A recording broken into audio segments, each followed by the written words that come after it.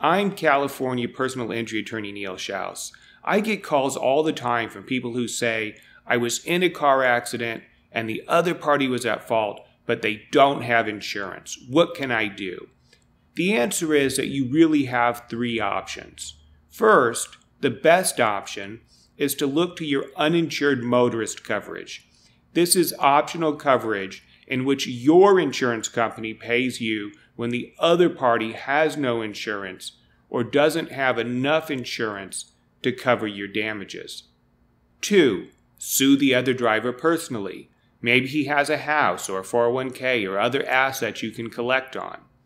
However, chances are, if he doesn't have insurance, then he probably does not have assets that you're likely to be able to collect on. 3. The third option is to seek money from the State Victim Restitution Fund.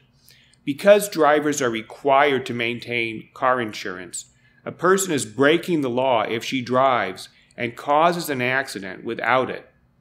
If you're the victim of this, you may be able to get restitution. If you're an accident victim and the other party does not have insurance, call us here at Shouse Law Group. We'll help you explore options to get compensation anyhow.